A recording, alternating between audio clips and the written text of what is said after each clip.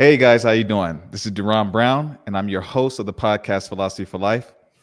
I have a very special guest with me here today. His name is Dan Millman. He's a former athlete for the University of Cal Berkeley. He was a gymnastics athlete, and he also is a gymnastics coach at the University of Stanford.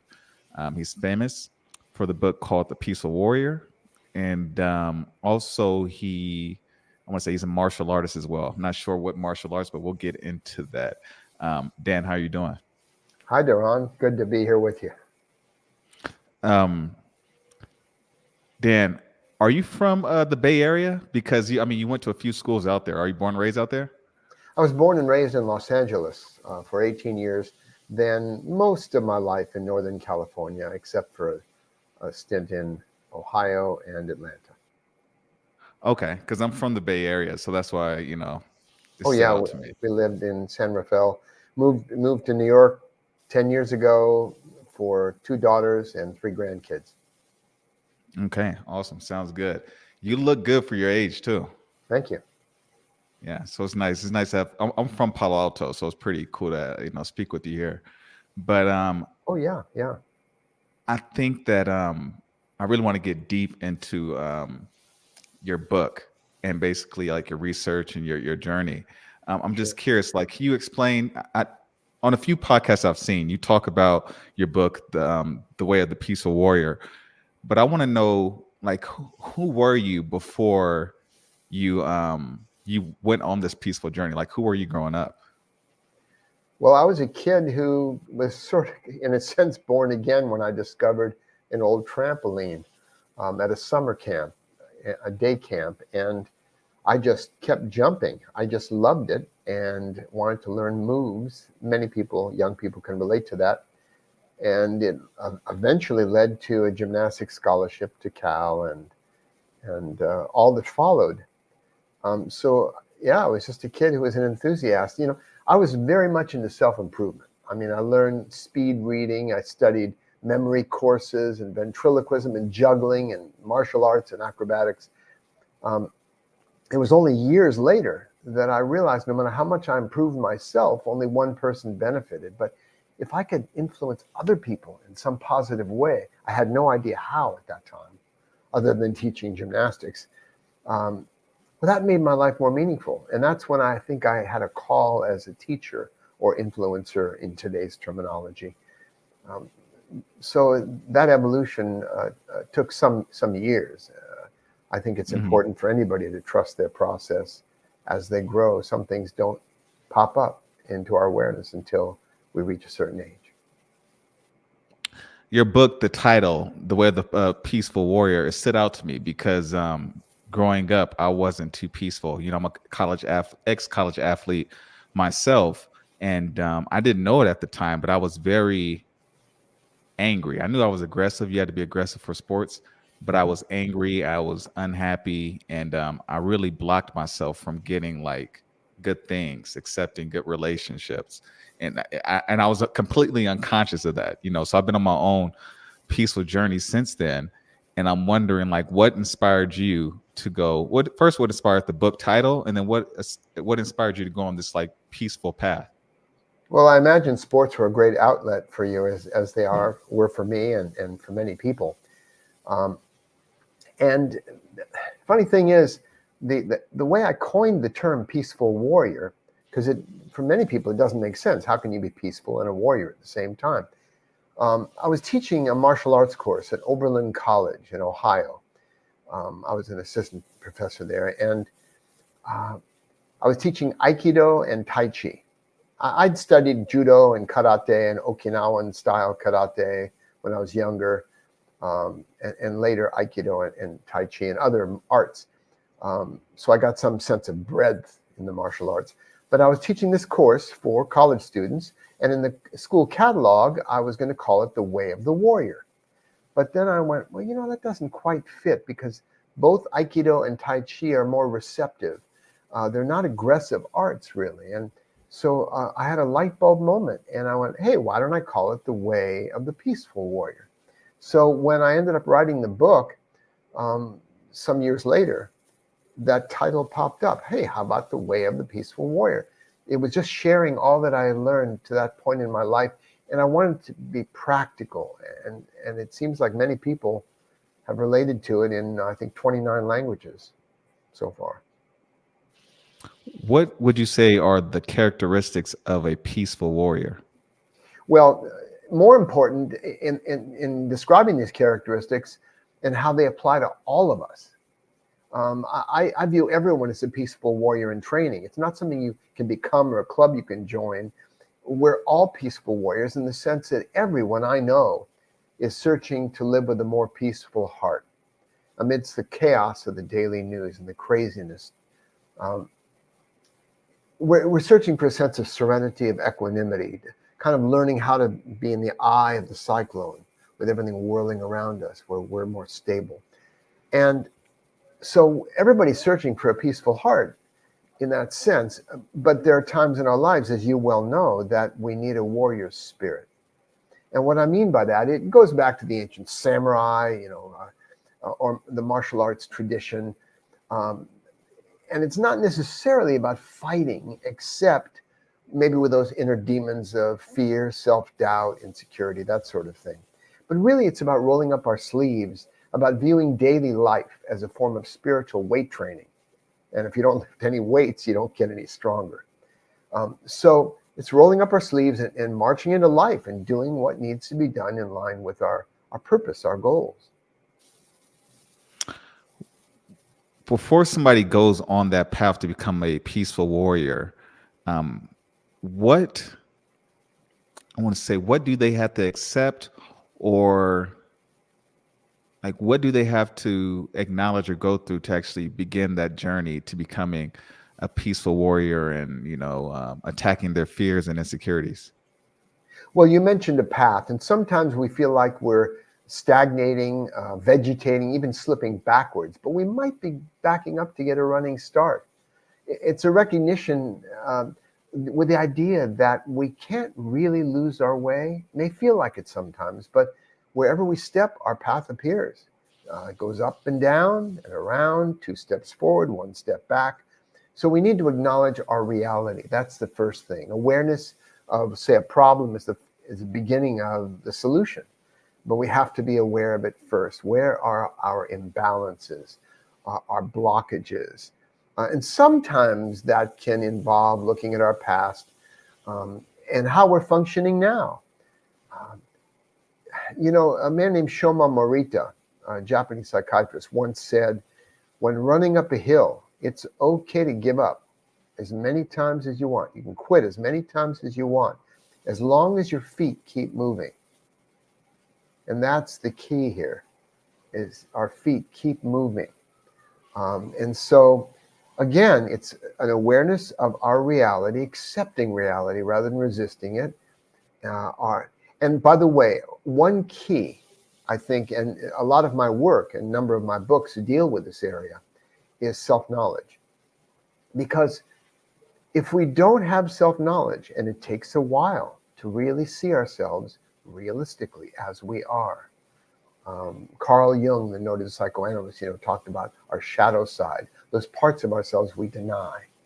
And so if we don't have self-knowledge, we end up making the right decision for the wrong person, the one we thought we were. And many of us have had that experience in relationships, in career choices, and that sort of thing. So I think self-knowledge is key. It's something that's agreed upon in all the spiritual, religious, and educational traditions, psychological traditions. Know yourself, because then you can make wiser decisions. And that means really being willing to take a good example, be it through self-image and hopes that we think we're supposed to be. And self-knowledge, very specifically, in terms of choosing the right work for ourselves and so on, involves asking ourselves, what are my talents? What am I good at? What am I not good at? And go with our strengths, play to our strengths. The second area is, what are my interests? And a lot of us don't even allow ourselves to really say, what am I actually interested in? We're too busy pursuing what we think we should do or other people think we should do. But what are my interests? And the third part, really, of self-knowledge in a practical sense is, what are my values? And that can take 10 years after our schooling's done, to test ourselves in the world, to find out, what are my values? What are my talents? What are my interests? And that can help guide us to making wiser decisions for ourselves. And I need to add one more thing here. I have great respect for your process, my process, everyone's process. What do I mean by that? Well, I don't believe there is a best book or teacher or philosophy or religion or diet or exercise system. I only believe that there is the best one for each of us at a given time of our life. That can change over time. So that life is an experiment. We have to find out what works for us. That's how I operate, and that's what I recommend to other people. I'm glad you left with that note. One thing that my coach used to say, Coach Wood, he would say, respect the process. Respect the process. He said that at the end of Beautiful. at the end of every practice. Yeah. And when you just said everybody process looks different, you kind of answered my question, because I was getting ready to ask you, do you think everybody's truly walking along that journey? Because from an outsider looking in, for me personally, I've had issues where I've evolved and worked on myself, and I got um, jealousy, envy, you name it, from people that I loved, and I wasn't even aware of this. Like, I was so, as an athlete, once I was, just like I was in my zone with the sport, I can get in my zone with my self improvement and just forget about the things around me and just completely dial in. And not everybody in your social group is like that. So although I'm on my process, I'm handling it the way that I am handling it. Do you truly believe everybody is walking along that spiritual journey in their own way? It just looks different. Yeah, that's a good question. And I agree with that. I think everyone is on a spiritual quest, whether or not we use that term, because spirituality is kind of a loaded term. For some people, it Mm. means new age or metaphysics or the occult, or beliefs in this or that. But uh, to me, I asked my daughter when she was 10 years old, she read a lot, and I asked her to name some of her favorite spiritual books. And she gave me a list the next day, and not a single book was about the occult or metaphysics or new age themes. It was all about things that uplifted her, that inspired her, that reminded her of life's possibilities and promise. And so Mm. that's why I sought to write such a book, to remind people of our possibilities. You mentioned blockages around your journey. Like, what kind of things do people run into? What kind of issues do people deal with that are blocking them or hinder them from, that slow down their pace along that spiritual journey? Well, first of all, one of those things is, of course, fear. And as you can appreciate, Daron, Customato, a boxing coach, once said one of the greatest quotes ever said. He said, "Heroes and cowards feel exactly the same fear. They just respond differently." Mm. And to me, that's the key. In fact, some people have said, well, this approach to living you teach, Dan, how does it differ from other people? There's so many teachers out there. And one way is it places an emphasis on what we actually do, day to day, moment to moment. Um, because many of us, well, Barbara Rasp, a writer, once said, the lesson is simple, the student is complicated. And we complicate our lives by trying to fix our minds, have positive thoughts, fix our emotions, and just have the right emotions so we can live wisely and well. But really, we have less control by our will, less actual control over what feelings are passing through us, like the weather. In any given moment, feelings change all the time. Anger, sorrow, boredom, excitement, just changes all the time. A Mm. feeling-centered life is chaotic because they're always changing. So we have less control over what we're feeling. We can't necessarily will ourselves to feel differently than we do in any given moment. But feelings pass and fade anyway. Now, thoughts, many times I ask people, how many of you have read a book on positive thinking, the power of positive thinking, and so on? And many people raise their hands, and I go, great. How many of you have only had positive thoughts for, say, the last week? And all the hands go down. And I Yeah. go, but I'll bet you believe if you'd read the book twice, and if you had highlighted it and done all the exercises, maybe you'd still be having more positive thoughts and fewer negative ones. Well, I've been around the block. I've done for decades various kinds of meditation, spiritual training, and so on, and work on myself. And sometimes my thoughts are positive and sometimes they're negative. And that's just how it is. And instead of trying to fix our thoughts and control them, because we can't, thoughts happen to us. They pop into our awareness in any given moment. Sometimes positive, sometimes negative, but they just arise. We don't say, I think I'll think this thought next. I mean, we can use our mind and our intellect to think about things, but that random mind that just pops up, that noisy mind, the monkey mind it's called in the Buddhist tradition, it's just wild. Like they say, it's a monkey stung by a scorpion, just a wild mind sometimes. When we meditate, we go, oh man, my mind's so busy. And I'm going to give an anecdote for that, if you like, a little bit later. So rather than complicating our lives by trying to fix our mind and fix our emotions, I think we're better off focusing on the one thing we have control over, the one thing in our lives, which, for example, if I thought, I think I'm going to touch the tip of my nose, it itches. So I have that intention in my hand, starts moving, and I touch my nose. Now, unless I'm disabled, I can do that. I can control pretty much how I move my arms and legs and my mouth. It's part of my body. It's an action. And so I focus more on what I need to do moment by moment, rather than, well, how can I have more positive mental state and emotional state so then I can live well? Well, that's a little crazy making. And many people are very much complicate their lives. Well, let me give an example. Something I often remind people of, and this may be familiar to a lot of us. To progress toward your goals, please choose one of two following methods. You can find a way to quiet your mind, create empowering beliefs, raise your self-esteem, and practice positive self-talk. To find your focus and affirm your power, to free your emotions and visualize positive outcomes, so that you can develop the confidence to generate the courage, to find the determination, to make the commitment, to feel sufficiently motivated to do whatever it is you need to do. That may sound familiar and pretty complicated, but a lot of it's familiar to us, right? There's the second method, which you learned as an athlete. You can just do it. Because life is always going to come down to what we do from moment to moment. Our lives right now are based on what we've done over time, the efforts we put in over time. And that's why this approach to living that I teach is founded on, fine, what do you need to do now? What this fellow, Shoma Morita, the psychiatrist, recommended, and I think it's some good guidelines for living wisely and well. He said, accept your thoughts and feelings as natural to you in that moment.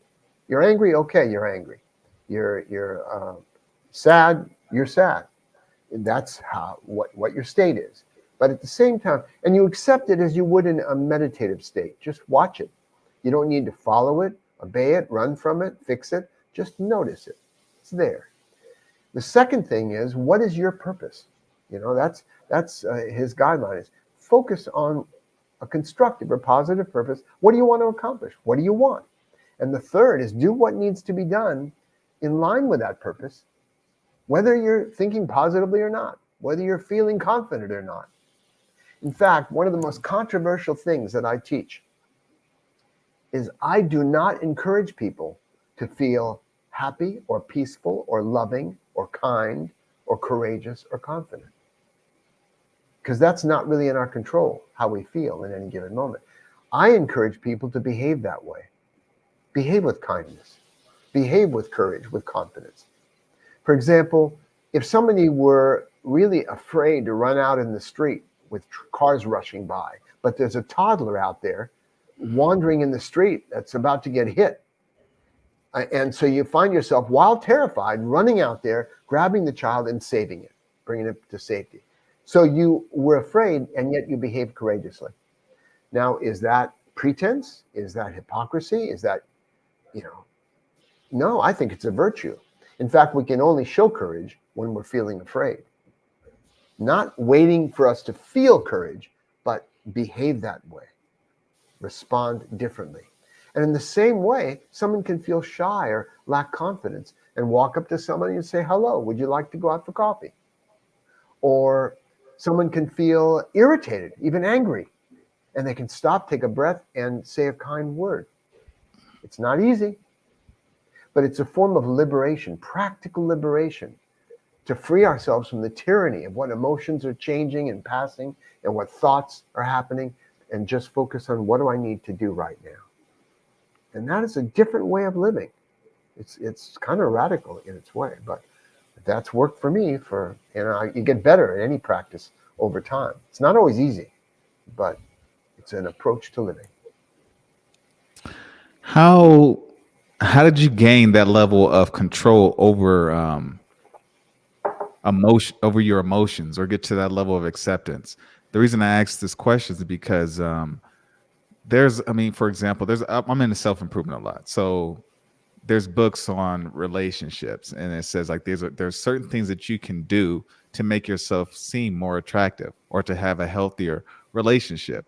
But we both know that relationships challenge, especially romantic relationships, they challenge us more than anything, Oh, sports yeah. itself, Yeah. and there's a thin line between trying to behave and do things the right way, and then also just being true with your emotions. Let somebody know how you feel in that moment, whether the next day you feel better, you wish you would have handled it differently. But how do you go about accepting the way that you're feeling, Yeah. and then handle that in a mature way?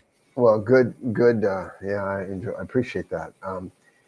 Well, first of all, yes, I think it was Sandra Ray who said relationships are the best seminar in town. Because I've been married I was married for 8 years when I was young. I got married, I was 21. My wife then was 19, and it lasted 8 years. So I experienced divorce, difficult relationship. And Joy and I, my wife, my love of my life, we've been married 48 years, working on 49 this October. And it's not that we don't bump heads, but we love each other and we're closer and more intimate than we ever have been before. There are really rewards of staying together, going through the thick and thin together, if that's possible. And, it took me about 20 years of marriage before I realized, Daron, that she wasn't criticizing me. She was improving me. And I had to take it like that, Oh, she's improving me. Maybe it was her job description. I don't know. But I don't always like the way how she delivers her feedback, enthusiastically improving me. But it's really helpful. And yes, relationships are the toughest because we're vulnerable, we're open. And that saying, you always hurt the one you love. So they are a challenge, but what a means of growth. One of the in the Peaceful Warrior movie that was based on my book, in 2006, it came out with Nick Nolte playing the old service station attendant I called Socrates in the book. He, let's see, that thought slipped away. That's fun. It happens when you free associate like that. It just kind of Okay, well, let's talk about Socrates. It might come back to you. Sure. I did purchase your book. I haven't got through it completely, Mm-hmm. but I was very I was confused. I wasn't sure if Socrates was a real person or if you made him up. Why is Socrates a real person? And Well, then also one way I can answer that, Daron, is Socrates is absolutely real. Dan Millman, however, is a fictional character. And that sounds paradoxical, but he served as my muse. When I was 34 years old when I wrote the book. Nobody's going to listen to 34-year-old former jock, athlete. yeah, you know how that goes. Yeah, I know how it goes. Yes, I But experienced that from as well. Socrates, then they take that seriously. And I wanted to create a character that shows you can find wisdom anywhere, not just out in the desert like the Don Juan books, Carlos Castaneda, but you could find it even in a service station from anybody, friends, adversaries. There's wisdom around when we're open to it. And we've all had that experience of getting a life lesson, like boom, a light bulb again. So that's the best way I can answer that. Yeah. In my latest book, Peaceful Heart Warrior Spirit, it's a memoir and it's a true story behind my 20-year intensive spiritual quest, working with 4 mentors over that 20-year period as part of my preparation. Because people thought, oh, Dan met this old guy in the gas station and then he started teaching. But there's a lot more to that story, a lot more preparation. Yeah. And yet, athletic training in any sport is a form of spiritual training. Any athlete knows that. You learn spiritual laws, the law of balance, the law of process, the law of choices, taking responsibility for your behavior and actions, and seeing the consequences of those actions. And so my athletics weren't just something I used to do. They were a foundational element for understanding spiritual laws, universal laws, and metaphor for life, kind of. Yeah. I've met many mentors throughout my life. And there's been people that I've met, just briefly in my life that have impacted my life for the better. Definitely. I'm just thinking about it. One of the guys that when I was in college, I was pretty just popular in general. I spoke to everybody, even the homeless people that were always on campus. And over the years, one of the homeless people guys, we became good friends. And he knew that I was getting my master's in business, and he was trying to convince me. He's like, "Oh, come on, Brown, that's a crappy degree. Why don't you get a master's in IT?" And then he's like, "I already know you like computers. I know you build things. Why not do that?" And I never thought about it. Me being an athlete, people have always seen me as an athlete. My coaches never seen me, aspire to do anything else. They never thought I was capable of doing anything outside of athletics. So I never thought about it. But that homeless guy brought me he brought me a brochure to the School of Business IT program. So because he went out of his way to do that, I know he had to sneak through some buildings to do it. So I was like, okay, I'll apply to both schools. And I ended up getting into the IT school, graduated, changed my life. Wow. And I've met people throughout my life who have helped me in little subtle ways that made major impacts. Yeah. I want to know, I did get, just from listening to your book, I knew that Socrates was some kind of mentor to you. So I wanted to know, what role has mentors played in your life? And then how would you encourage the youth to, go after mentors or try to learn from others? Yes. I think instinctively a lot of youths look to their coaches. They look to other role models, maybe peers who, it's funny. Speaking of peers, let me give an example of that. One of my teammates at Cal, when I was a freshman, I was always obsessing over girls who didn't seem to like me. They didn't pay much attention to me. I had to win them over somehow. And where I kind of ignored the girls who seemed to be friendly to me. And my friend observed, he said, Dan, some girls are going to like you no matter what you do, and some aren't going to like you no matter what you do. Why waste your time? Why don't you focus on those who seem to like you? Again, one of those light bulb moments. So you can learn from peers, you can learn from positive or negative examples. From parents, we often appreciate that more when we get older, both their positive and negative examples, because we're meant to improve with each generation.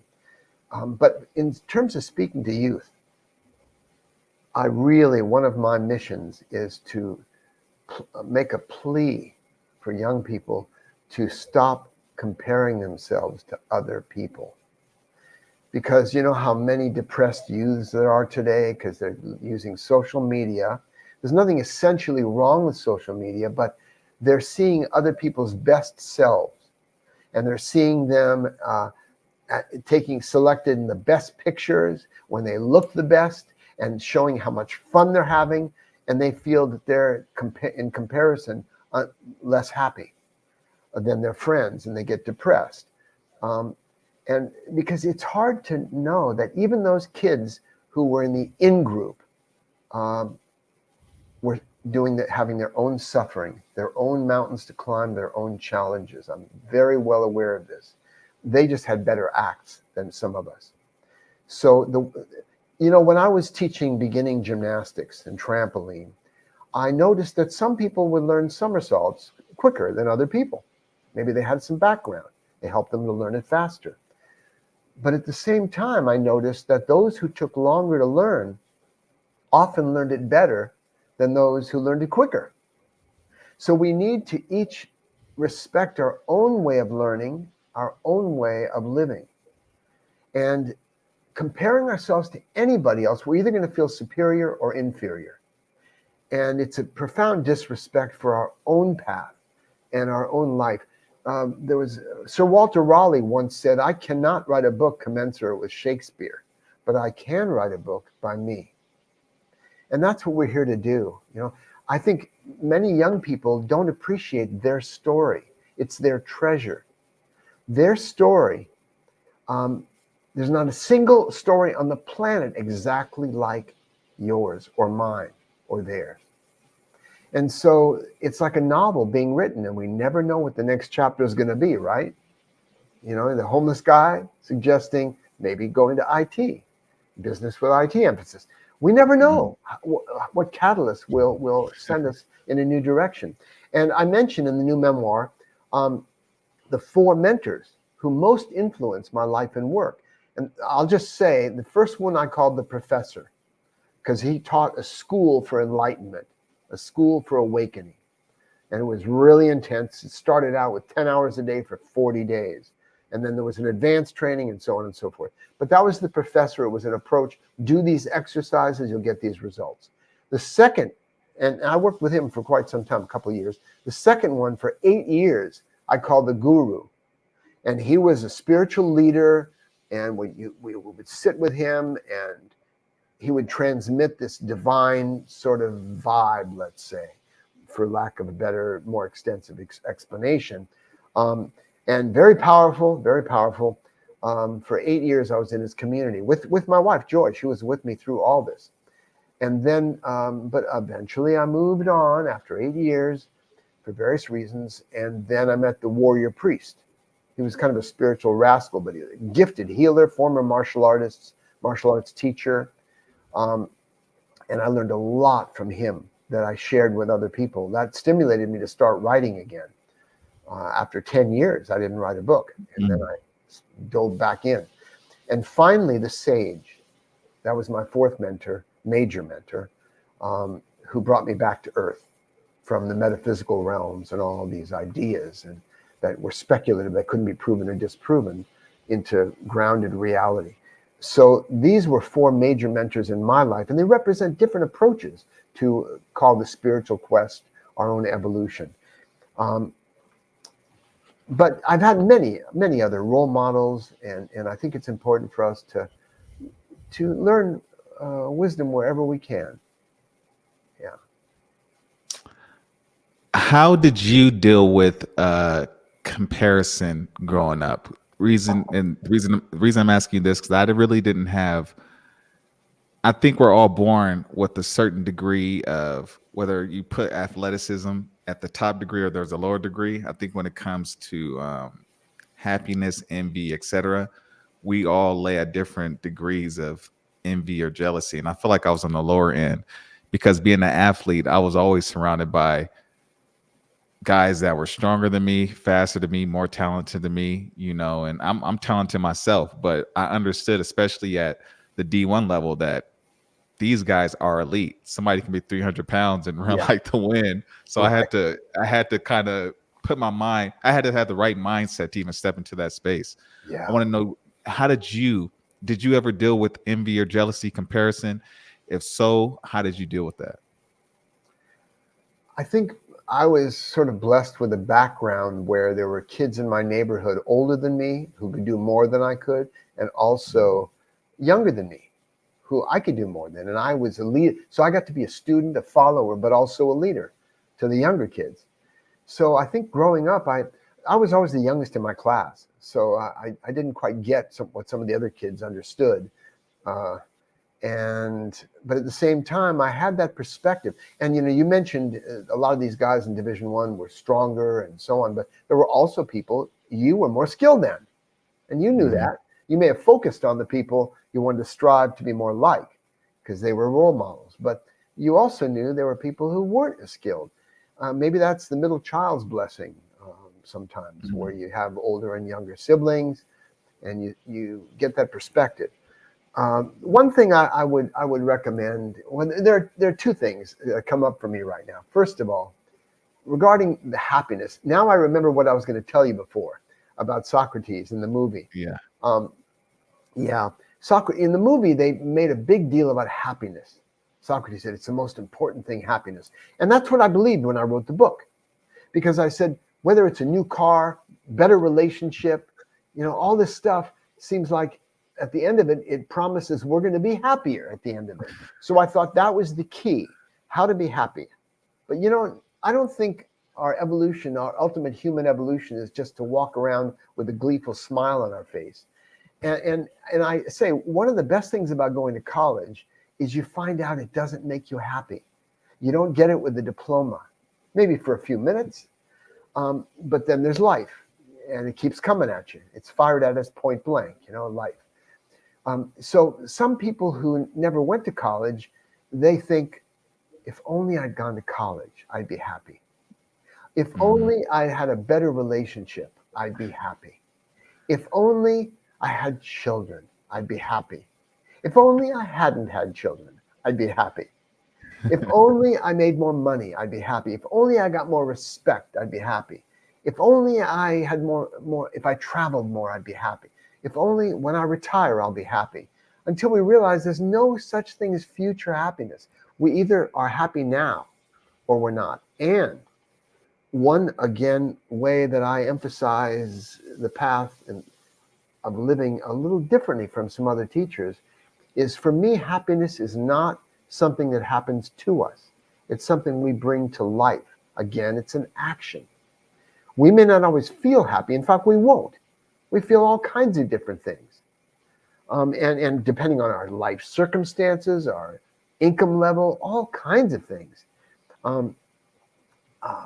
So to me, happiness is a practice. It's what we bring to life, what we bring into the world. And what I mean by that is, we all know how it feels to be happy. We've all had moments of happiness. And so when we're happy, aren't we more present? Aren't we more enthusiastic? Aren't we kinder to others when we're feeling happy, more expansive? So let's behave that way. Let's treat that as a practice that we improve over time. And what we bring to people in our interactions with them is presence, giving our attention, enthusiasm. And that is a way of practicing happiness in the moment. And that's within our control because it's a behavior.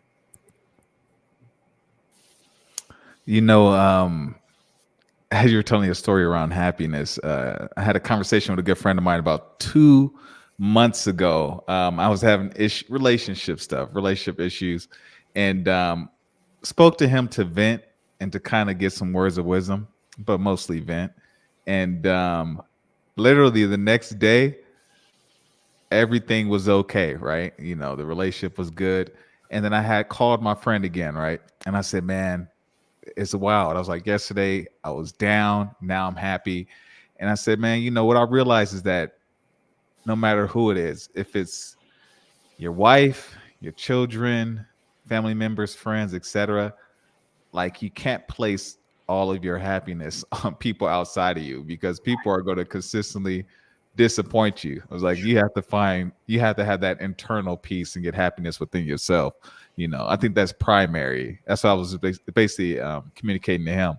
But I don't know if that's right along the lines of what you're communicating, but I had my own epiphany when it came to just being happy and accepting. What I wanted to know is, you talked about martial arts. I'm a martial artist. I do Shotokan karate, competed in boxing as well. Still really passionate about it right now. What role has martial arts played in your life? You said that you did Aikido when you created the title for this book, but you also mentioned other martial arts. What role has it played in your life? Well, I think boxers are one of the ultimate martial artists. You have to be strong at striking in the in the octagon, in the Mhm. Ultimate Fighting Championship. There's a really big difference in the martial arts of working with compliant partners and non-compliant partners. And in boxing, it's a non-compliant partner. They're Yeah. not going to. And where Aikido is a wonderful art form, it's a metaphor for living, for blending with other people and flowing. Beautiful metaphor for life. But you're constantly working with more or less compliant partners who are going to flow with you. They're going to throw the attack you want, and then you can throw them and they'll roll. It's all very nice. And many martial arts are like that. Whereas judo, karate sparring, you're not really working with a compliant partner. So it's more realistic. So I'm Mhm. very into reality-based martial arts. Again, I started with judo, then other arts. One of the most interesting arts I've ever studied is called sistema, like the word system with an A at the end of it. It's a traditional Russian martial art that was taught by Vladimir Vasiliev, who has a school up in Toronto, near Toronto, Canada. That's headquarters. And I went to Russia and Moscow, and of course the Russian brand is considerably tarnished today because of the leadership there. But Yeah. nonetheless, they developed some very interesting arts. Um, and what martial arts taught me, first of all, there's a seriousness and a sincerity in the martial arts, because in sports, in tennis, in swimming, in golf, you can win or lose a point. But in the martial arts, potentially in the lineage, you could lose your life. So martial artists knew physical skill alone was not enough. If the emotions are in turmoil, or the mind's confused or busy or not focused. So there was a holistic approach to training in the martial arts that as we saw in the Karate Kid, for example, Mr. Miyagi, that idea that you have to approach it with a certain degree of sincerity, I would call it. So their lineage is connected to that. That's what makes it different from sports. Even though many martial arts have become sports, in the Olympics and so on, it didn't start as a sport. It started as a way to prepare people, to get them limber and focused for meditation. A lot of the kung fu practices were just about physical exercise to stay healthy and prepare to meditate properly. Um, so, but you can learn many of the same. By the way, there are certain sports that are warrior sports, simply because you can get hurt really badly if you're not paying attention. Mhm. Gymnastics is one, and there are many extreme sports, skydiving and this and that. By the way, you may not know this, but I've discovered that you can actually skydive without a parachute. You just can't do it a second time. Oh, okay. A little levity. But there are certain warrior sports where you have to, it's pay attention or die. And gymnastics is one of those. You can't be distracted when you're flying off the horizontal bar. Um, and certain martial arts, again, have that element to it. Whereas some sports are great, for physical development, eye-hand coordination, but all the consequences are you can lose a match or a sport. Do you do you still have that athletic fire? Like I've playing football, you get used to playing with injuries. I recently got over plantar fasciitis. I had it for about 6 years, Oh, and I that had it hurts, yeah. because when I initially got hurt, I should just rest it, but because I developed a poor mindset in sports playing through injuries, I just made it worse. But since I've gotten better, my strength, I'm still strong and fast than most Mhm. people, but now that I'm healthy, I noticed that my speed, my strength has not only went up, but like my ego is returning, like the athletic aggression. Like I can even feel my spirit is like on fire. I'm wondering, I don't even know if that's a good thing or not, but I'm wondering for you, as somebody that has that background, you were in a sport like gymnastics where you confronted death routinely, you got into martial arts, you have that fire, you've written books, you have that go energy. Do you still have that at this age? Um, Probably I've applied that spirit, say, to my writing, to Hmm. persist, as long as your feet keep moving, that kind of idea.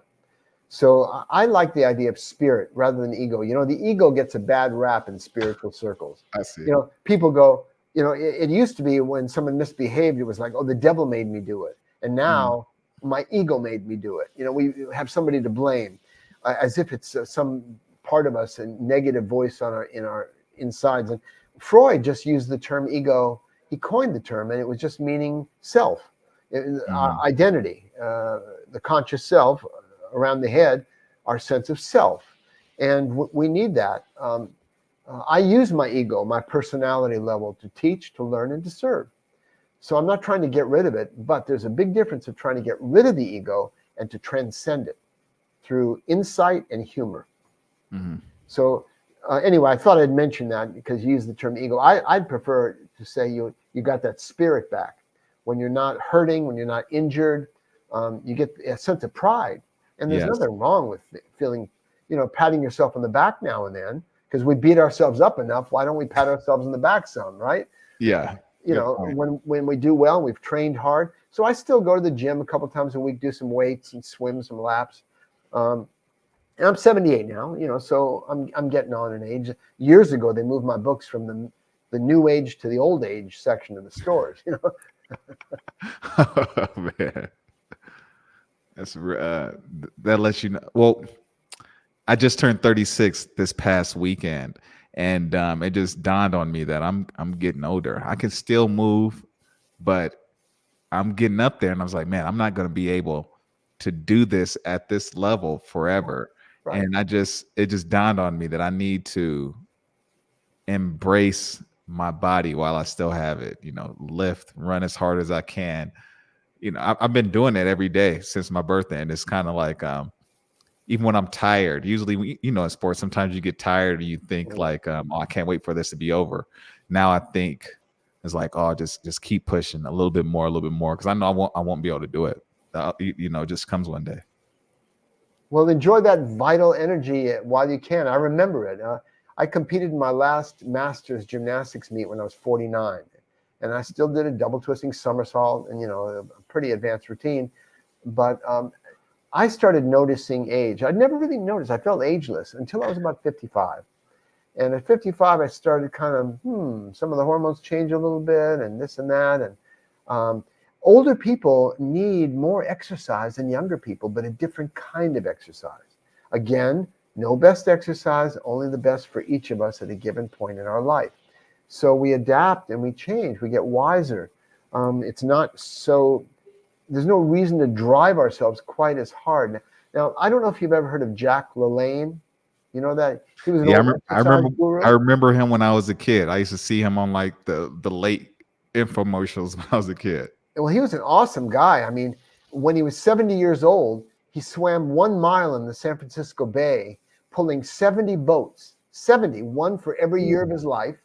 But he was pulling the boats with a rope in his teeth, because his arms and legs were shackled, and he was fighting wind and currents for 1 mile to show what was possible. But these are extreme examples. Now, I worked out with Jack once at Santa Monica Beach. Okay. We were doing handstand push-ups in the parallel bars, and he used to say, I hate to exercise, but I love the results. Because people assume you love to exercise. And yeah, there is that endorphin high, the dopamine and all that. The runner's high, and we get a pump on, but really exercise is hard. That's why it's called exercise. We have to use some. Muhammad Ali said there's skill and there's will, but the most important is the will. And so some days you don't feel like it, and you just put one foot in front of the other, and you move through it, and you're glad you did. No. I was gonna ask you a question about Jack LaLanne, or I was gonna wonder if I should transition back to the spiritual aspect. I think I'm gonna go into that. I really want to know about Jack LaLanne. I mean, how was it like working out with Jack LaLanne? I remember he's like the first major fitness guy we had in our country. Like, how strong was he? What was he like? Well, he was really built. I mean, he was huge, biceps and pecs. I mean, he was like a sculpted guy. And he used to talk about how he was heavy set, pimply faced, unhealthy kid. And then he came across a mentor named Paul Bragg. And Paul Bragg wasn't really always science-based, but he was inspiring. And he inspired Jack, and he started doing training and changed his diet. And he got, so inspired, he really changed his whole lifestyle. And that's when he started training regularly over time. Now, Jack died when he was 96 years old. He exercised the day he died. He had a workout. His wife, Elaine, is still alive. She's 97 or 98 now. I read a newspaper article about her recently, and she's still exercising, 97 or 98 years old. Wow. I'm just thinking about his story. You said he had 70 boats. 70 boats. 70 boats at the age of 70, and then he lived another 26 years after that. Yeah. Life is long and it's short at the same time. Yes. Looking back, it's short. Yeah. I was going to say because we're almost close to the end. I want to know for the kids, for the people, because we're all on our journey, but there's some people, I've always had purpose. I've always had drive, ambition, and it's helped me meet great people along my journey and help me evolve into a better version of myself. There's a lot of people who feel lost in life. What advice would you have for people who are lost and are trying to find purpose in their life? Well, I've written 3 books on that topic, and there's in the movie, Dan, the character who plays me, he and Socrates hike up this big hill, and Dan said, "Socrates, I just realized it's not the destination that makes us happy; it's the journey." And that there's certain wisdom there. Most of our lives are spent on the journey. I would define success as making progress, even if it's slow, making progress toward a meaningful goal. Because I believe, when I watch my granddaughter crawling across the floor, she's not doing it for a workout. She's doing it because she wants her brother's toy, her big brother's toy. And so there's something she wants. I believe we're hardwired goal seekers. From our point A, we need a point B. We need a goal, a purpose. And many people say, "Oh, I don't have a purpose." But we do. We may not know our cosmic ultimate purpose for being here on earth, but we always know our purpose in this moment.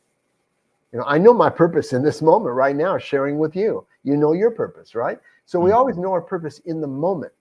And by moving toward that, we find then another purpose. And so it's not a matter of having absolute certainty of what we're here to do, what our job's going to be, because we may have many jobs over time. But it's focusing on what's in front of us. What is our purpose right now? Because the quality of our moments now will determine the quality of our life. And it's important for young people to form a foundation for their life, whether it's education and sports. By the way, I've never met a dumb athlete. Never. I've met athletes who weren't academically motivated. But athletes, by definition, are training physically, and they're developing their nervous system. And if they have a smart nervous system, it's connected to the brain. It's part of our nervous system. So athletes may not be academically motivated all the time. They may not find meaning in abstract ideas. But I've never met a dumb athlete. Athletic training, healthy mind and a healthy body. So stay active. In fact, people sometimes come to me for consultations and they go, I've got an emotional problem. I have a relationship problem. I have a spiritual problem. But I always ask 3 questions. Are you getting regular, moderate exercise? Staying active. 2, are you eating a nutritious diet for yourself, a balanced diet for you? And 3, are you getting enough rest? Because if we do those 3 things, regular, moderate exercise, a balanced diet for us, in other words, a little more of what's good for us, a little less of what's not, and getting enough rest, that helps us face whatever comes to us in everyday life. Again, it's that spiritual weight training. Sometimes climbing out of a dark hole can give us strength to climb the mountain. It's funny you said that you never met a dumb athlete. It's funny when I look back at myself and just playing ball and being in the locker room with certain guys on my team, you really don't have any outside of the football team. You really don't think much of your teammates. I have my goals, my ambitions. I always had that in my mind. I knew what I was going to go for. Yeah. But when I look back and I reconnect with even with some of my teammates, I'll see them occasionally around town or whatnot. And all of them are doing fairly well. Some of them have businesses, but they're pretty mature. Like you can feel the presence. Their presence is just different from I don't want to say regular. That's the only word I can really think of. Or non-athletes, maybe, Yeah. Okay, yes, not non-athletes. Because I've been around athletes since I was 4, Right. and then I thought that's how people were. But then when Yeah. you get out into the real world, and you've been in the real world for about a decade, you realize that most people don't have the athletic mindset or that type of demeanor. And Yeah. yeah, I just noticed a lot of my teammates, they're doing fine. They're doing fine. They're doing things I just didn't think that they were going to be doing. Even the ones who were dumb went on to get masters in something. Right. Right. Exactly. Yeah. And look, because they learned from their athletic training, and they carried that over into everyday life, or the lessons of sport. And again, this is true for artists, painters. It's true for musicians. They can also learn valuable lessons pursuing their arts. It's different kind of lessons, different kind of spirit, but it's definitely there. So it's not only athletes. Not everybody has to become an athlete. Um, but if pursuing something, you can just, the way we do anything is how we do everything. And by getting good at one thing, finding our strength, finding our way, our own way. We're not here to become somebody else. That's already taken. We're here to become, as you said, the best version of ourselves, and to trust the process. That's what I would advise people. That, you live in Palo Alto. If you ever went up to Marin, you drove through a rainbow tunnel, and then you go into Sausalito, and then down a hill, then into Mill Valley, then up a hill, then down a hill into Larkspur, Corte Madera, then up a hill down into San Rafael. You can't see what's beyond until you get to the top of the hill. And that's when it becomes clear. And it's been said that we're like cars driving at night. You've heard this, that we can't see beyond our headlight beam, but we can make the whole journey that way. And so we need to trust each step along the way, that the path will appear beneath our feet, and just keep building and pursuing and living constructively and positively as much as we can. I have one last question for you. What advice do you have for someone who is feeling lost or disconnected from themselves in life? Well, I'd have to understand better what that individual, what it means to them to be disconnected from themselves or their path or their goals. That's why I repeat that we cannot lose our way, that the path will appear even if we feel lost. There was a man I spoke with once who said, I have no purpose. Now, he paid me some money in cash for a consultation. And I said, well, surely you have some purpose because you're here. You want to get something done. I can help you with that. He said, no, I have no purpose. And I went, well, if you have no purpose, it was nice meeting you, but have a great day. And I reached out to shake his hand, and he went, wait a minute. I paid you good money, Dan. I have the next 60 minutes of your time. And I went, oh, I think you've just discovered a purpose. And I said, when you go back to your car to drive home, you're going to find another purpose, to get where you're going without hitting any objects or people. And when you get home, another purpose will appear. So when we think we're lost,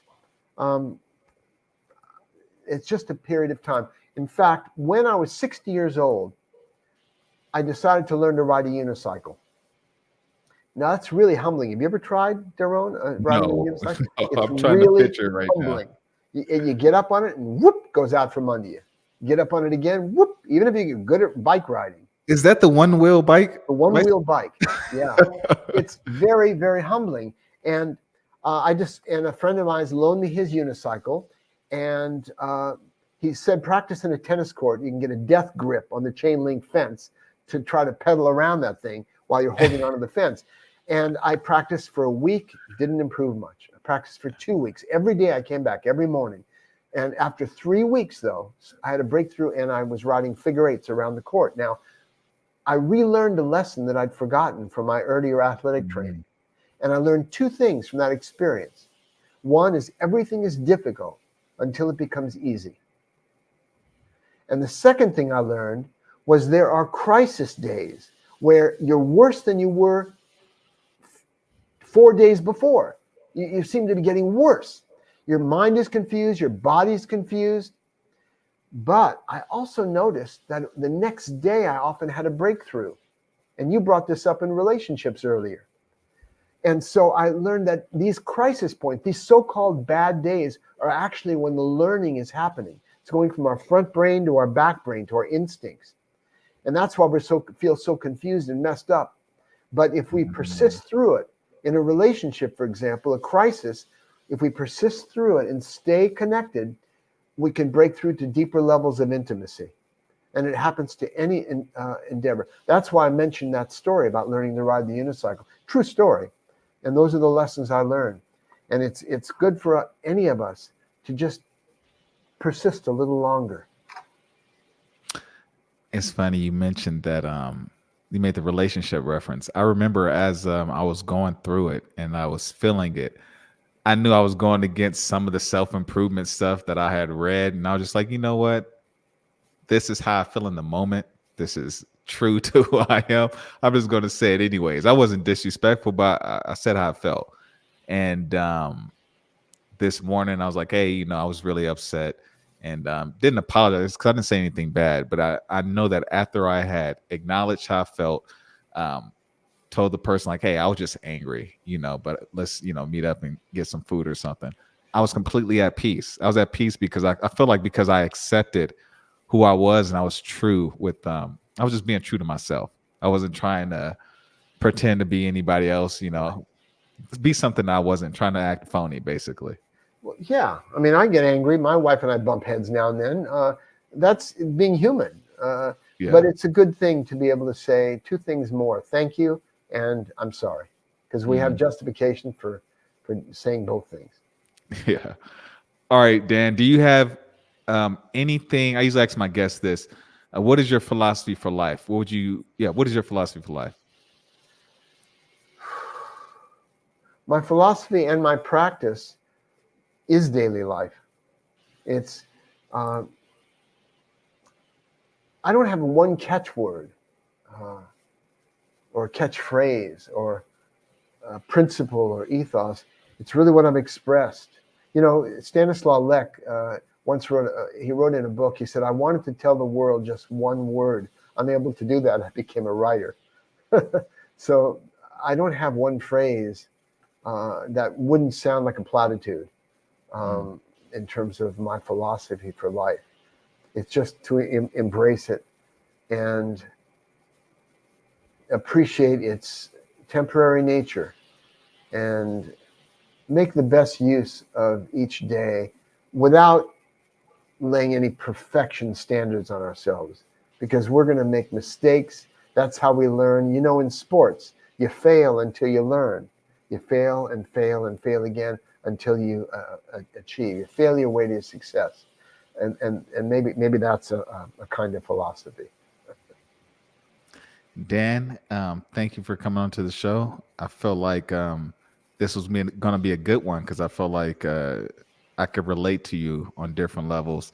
And I love the title of your book because I've been on my own peaceful journey. And sometimes, honestly, going on the peaceful side, you can lose yourself either way. If you go too deep into the darkness, which is, where I was comfortable with for most of my life, you can lose yourself. And if you go too close to the light, you can lose yourself. So I feel like I'm at the stage in my life where I'm creating some kind of balance between the two. That's a great point to end on. And one phrase I remember is sometimes we have to deal with the darkness before we can see the light. And we're all of us in this together, stumbling toward the light. Dan, thank you. And hopefully we can do this again sometime. That'd be great, Daron.